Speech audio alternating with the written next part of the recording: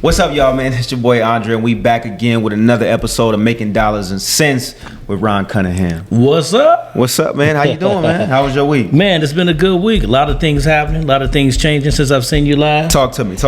Man, it's just crazy out here. Just checking it out. Market's changing definitely. Things are slowing down. I'm looking at the property sitting a lot longer than it used to. And I'm seeing that. Yeah. It used to be 5 to 10 offers right away.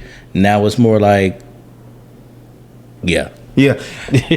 Man, look, everybody I talk to is going through the same thing. You know, a lot of realtors I talk to, you know, it's flying off the shelf. Yeah. Now we look at it as, you know, it's slowing up. And what is that coming from? Like, it's coming from the interest rate, man. If you go from a 2 to a 5% interest rate, you basically are doubling your money. And that's not good when you're paying a house note. So if you went from a $2,000 mortgage, same house now is $4,000.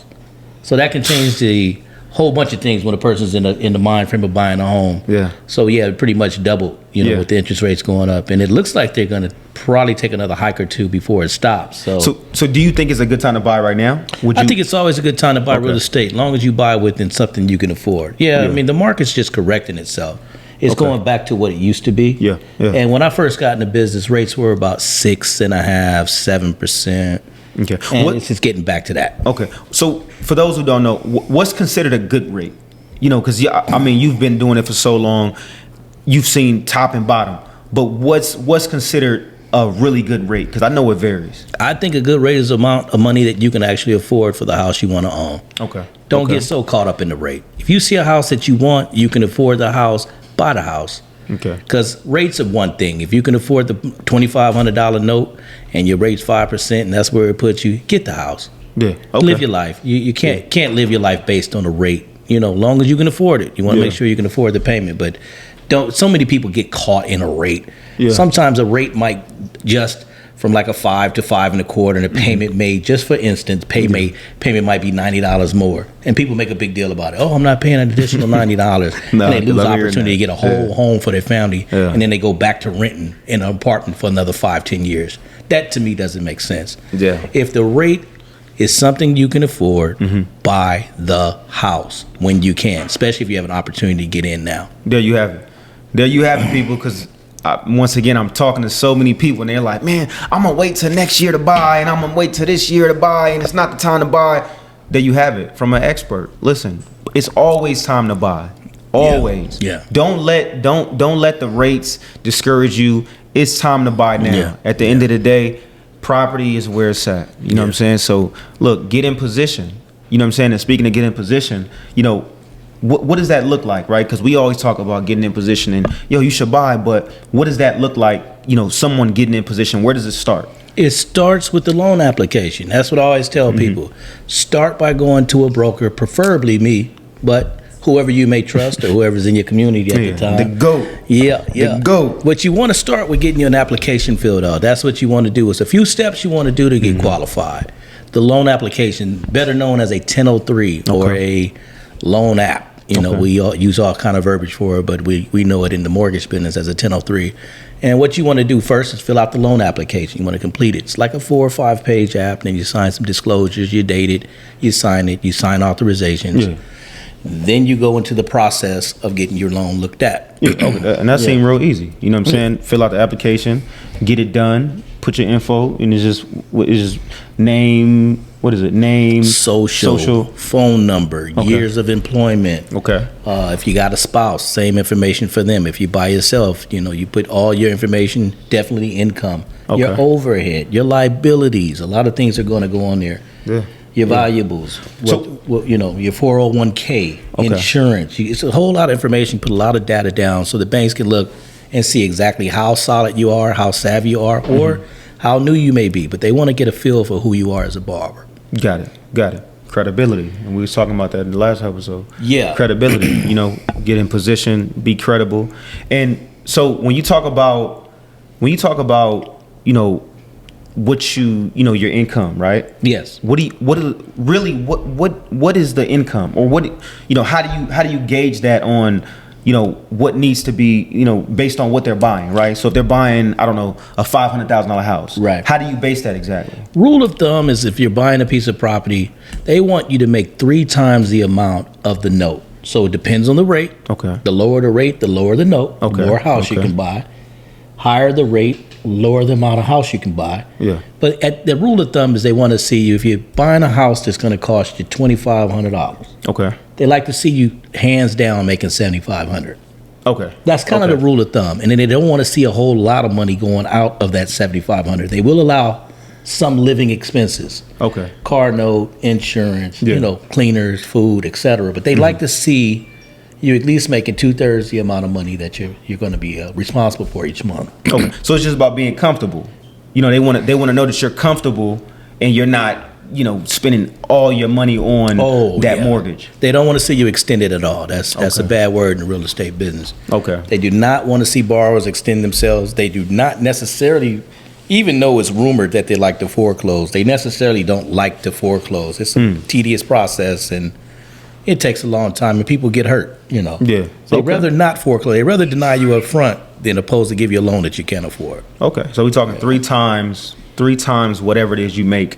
And that's where it's at. Three times. That's the rule of thumb. There's some other equations that they use. They like to see 38% back. It just depends on the programs. The lenders all have different programs. Got it. But they go by ratios. They rather see you making, like I said, I always say rule of thumb 3 times the amount. That's a simple way of saying it. Okay. So after your application, they want to run your credit. Mm-hmm. And by the way, you can attest to running credit, I know. Oh, yeah. That's your thing. That's your game. Oh, yeah. So tell us a little bit about how that works when they run credit. How does that whole opportunity or how does that whole system works running credit? So look, your credit will be ran anytime you're trying to get a loan, right? And I want this to be understood.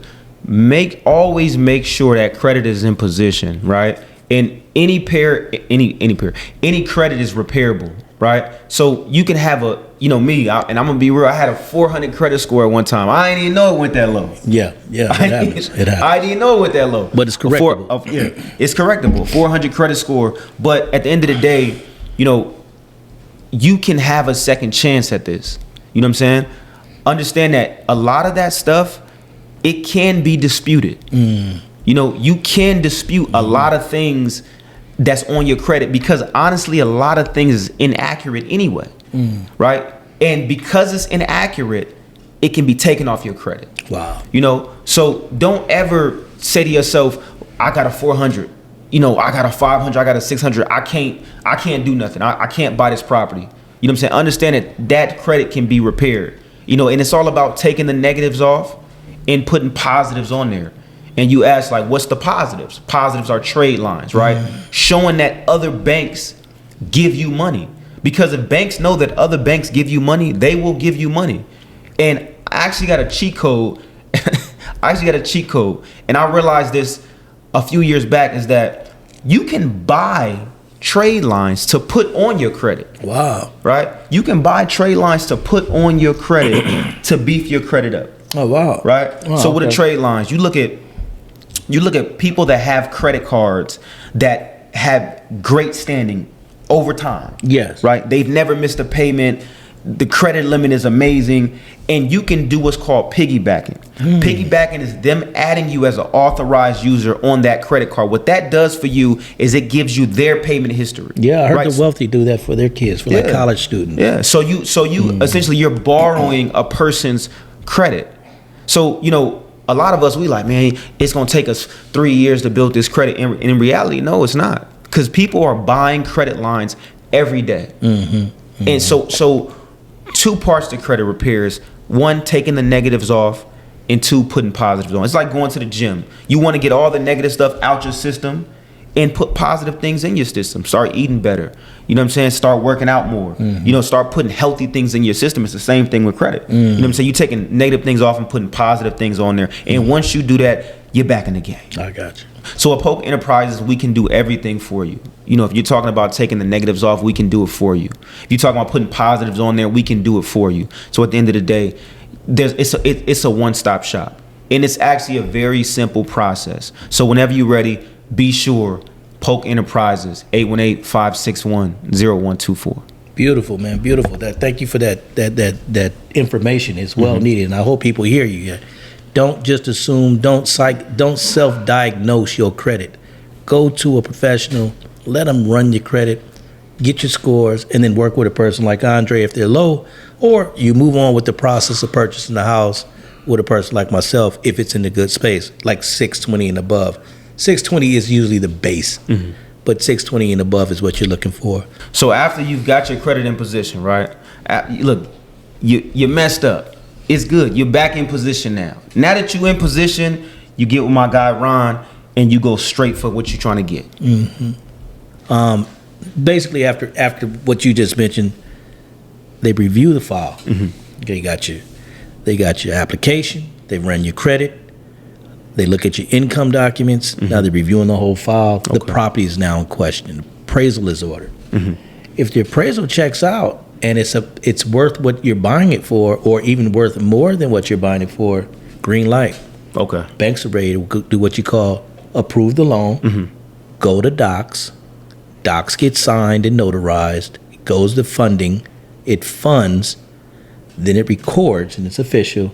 House is yours day after it records. Then you're ready to go. You are now a homeowner. Generational wealth.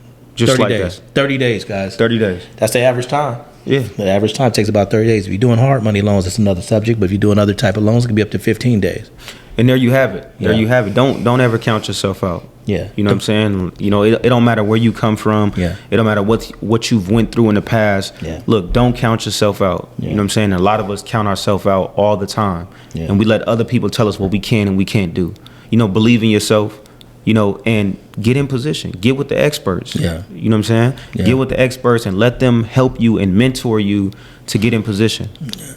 Yo, so I just found out we got a special guest for y'all, man, today. We got a special guest. Yes. By the way, one of my favorite people, man. We got a little history, and I'll let her go into that. But this young lady came into my life about a year and a half ago, and I was in the business already. I had a broker shop out in Beverly Hills, California. We decided to partner up, and once I met her, we just got together, and it was just like glue. We just started working together from there.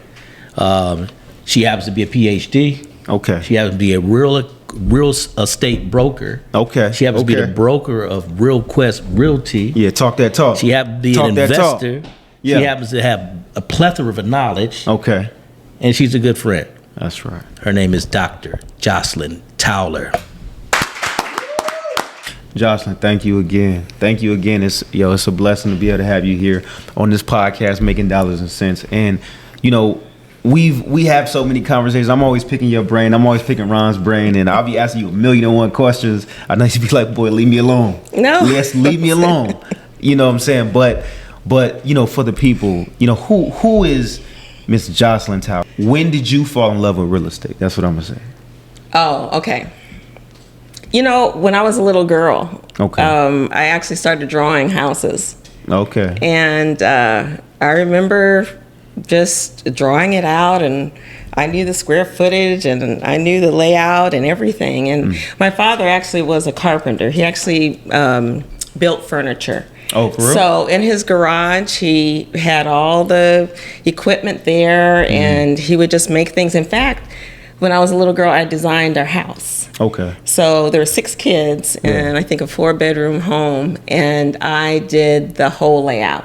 Okay. For all the 6 kids. So I knew that was something that I wanted to do. But the family that I grew up in, we were all about education. Yeah. So our parents always said, get good grades, go to top schools, get that job, work for a great company, and you'll be set.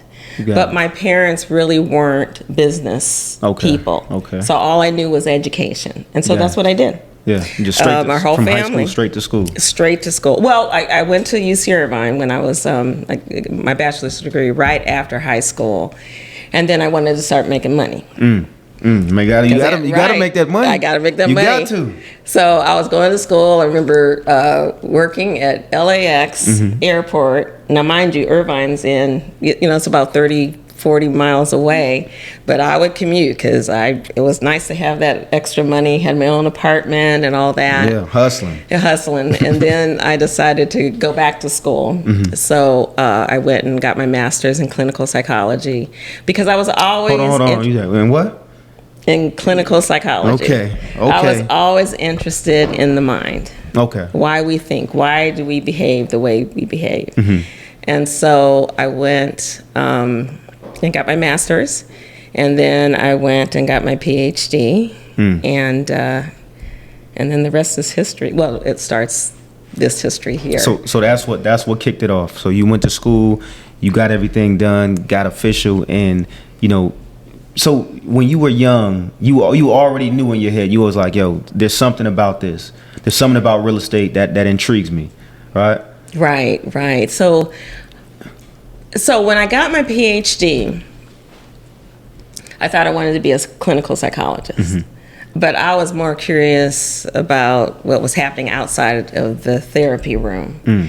And so I started getting into education.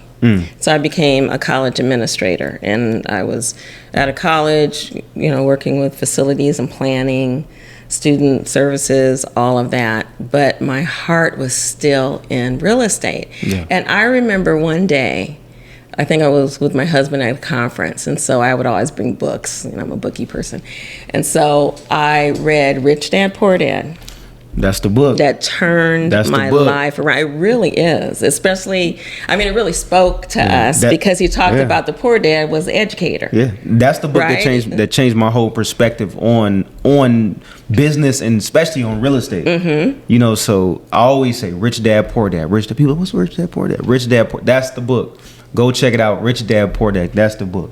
And I'm telling you, right after I read that book, and I read it from the first page to the end of the page, and by the end of that weekend, I went to my husband and said, okay, we're going to flip houses. Okay. And then my husband and I started flipping houses, and then I started thinking, well, I think I should get my broker's license, because the broker's license will help me. Mm-hmm. Maybe with the broker's license, I will know all about real estate investment. Mm-hmm.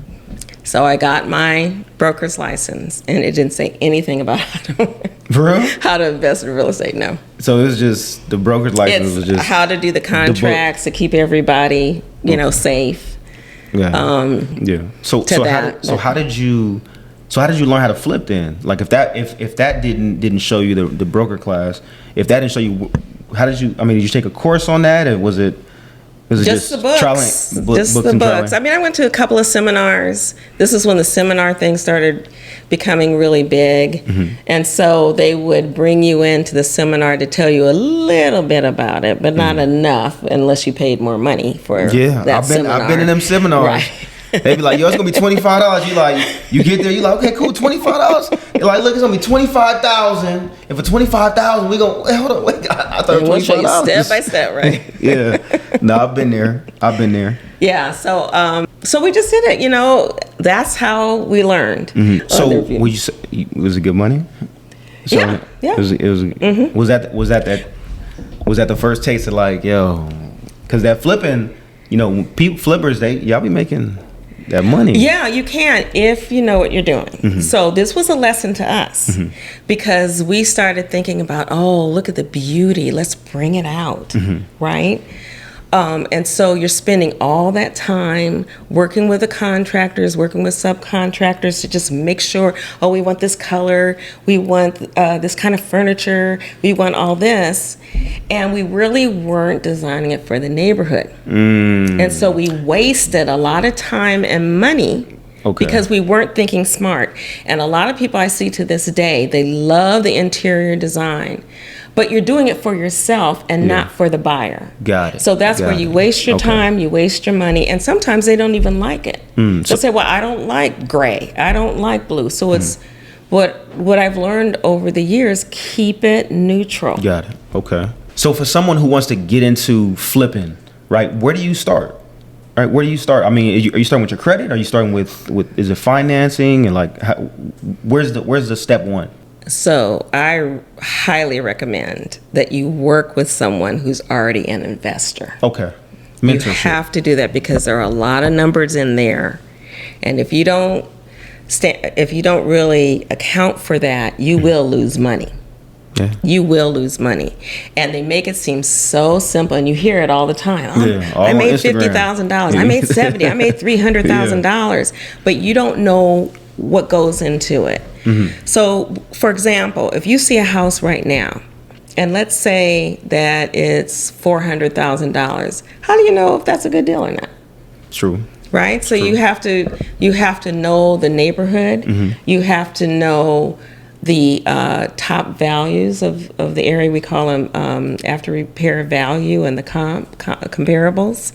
Comparable. So it's the comparables to other homes in the area? Other homes in the area. Okay. So let's say it's a 3-bedroom, 2-bath home, $400,000. Got it. So 2 beds, 2 bath, 400. Okay. Right. So you don't know if that's, above market value or under value until you do the comparables. Got it. Till you look usually, at other... Right. And it's usually good to bring in a realtor who knows the area or knows how to evaluate that. Mm-hmm.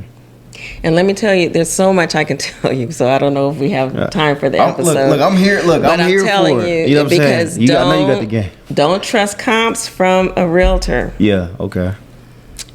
I'm just saying that because you can actually fix it to the numbers that you want to present. So, for example... Hold on, rewind. Okay. That's a bar. Hold on. Say that again. Okay. So, again, we're going to the $400,000, 3-bedroom, 2-bath. Okay, so the realtor's trying to sell you that piece of property. Mm-hmm. And they're saying, hey, this is a good flipper because if you get this right now, you could sell it for $1 million. Look, there's a house here and a house here and a house here, all for $1 million. Mm-hmm. So you buy this $400,000 home, put $100,000 into it, then you can make $600,000 profit. People get excited about that. And this is a realtor telling you that. Mm. Now, not all realtors are like that. So there are a lot of people with integrity and they really understand the market. Mm-hmm. And then there are those who are trying to sell you the market. So you these can make are real. $5 million. Well, the evidence is there, so they're not making it up. You see right there, and you look on the map, and you'll see a house on the map right here, and a house next. It could be even 5 blocks down, and it's $1 million. But if you don't know that area, you're forgetting that there's a big highway between those two homes. Yeah. Okay. And on one side of the neighborhood, you have these beautiful homes for $1 million, and on the other side of that freeway or the highway, they're lower. So that's one of the rules, is you have to do your comparables to even know that this is a good opportunity. Got it. But let's say, okay, so you looked at the comps, and the comps are in that area. It's on that side of the track. And you see some homes in that area that can go up to $800,000. Same size, because you have to do comparables, and that's what that means. Comparables means that it has the same criteria. Okay, everything. As a criteria, the square subject feet, property, square feet, bedroom count. Okay. So you want to make sure that those are comparable. So let's say there's an $800,000 home, and this is $400,000. So you say, okay, that's the first start. That's good. That's a $400,000 margin, right? 800, 400. Now you have to see why. Okay. Why is that house 800 and this house is 400? Okay. Because usually it's a competitive market. A person's going to pay the value if they see the value in it. So you go to see that house, and then you compare it to the house of $400,000. And what you'll mostly find is that the one that's $400,000, it needs work. Okay. It's old, needs painting. Person's lived there for 20 years and never updated it. Kitchen's probably old. Bathrooms are outdated. So you look at that. Now, usually you bring in a contractor, contractor who can come in and tell you if are any major, repairs that need like foundation breaking or something like that. Or so then you have to calculate how much it's going to cost to repair. Okay, so now let's just say after you had the contractor come in, they looked at everything, They gave you an estimate. I can really spruce this up, give you a brand new kitchen, give you renovate a bathroom, nice flooring, painting, fix up the outside, landscape everything. It's going to cost you $175,000. Let's say $200 for math. So now, not only is that house $400,000, now you have to add $200,000 on that. Now, if that house down the street sold recently for $800,000, your margin is what? $200,000. Yeah, it goes away quick. Goes away quick, and I didn't even talk about the other costs. Okay. Because there's selling costs and everything else. So you may get $50,000 at the end of the day. Got it. So you would say make sure that you have that mentor, because it, like, the way breaking it down is like it's very easy to mess up. So making sure you have that mentor to where it can walk you through, and that's what you do, right?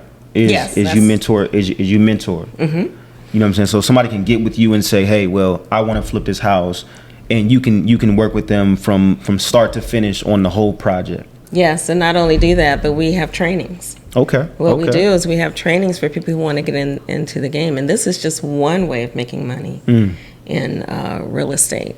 But a lot of people like it. They watch, the shows on television. You see the before and afters, and I get excited about that too. But there are a lot of numbers behind that. Yeah. It's not always a smooth process. Got it. Sometimes you have to do permits. Sometimes you can sit and wait, and it can take a longer time, and so that eats up your costs. So you really have to know what to do. But with the right person working with us, we will show you step by step. And I know a lot of people say, we show you step by step how to do something, but we will actually... No, we really show you step by step by step. Yeah. Yes, we will take you out there. We will show you the property. We will show you how to analyze it. Okay. So how can someone get started? Does their credit have to be in a certain position already? Does it matter? Are they just calling you? Are you going on Instagram? How can someone just get started with you? Well, they can give us a call. Give us a call and tell them tell us that they're interested in real estate. We could see where they're at and either plug them into one of our trainings, or if they are prepared. You guys talked about loans and talked about preparation, and so if they're ready for that, then we could work with them individually. If they need more information and really want to know how things work, we will work with them. So we can take a person who's a novice at the very beginning.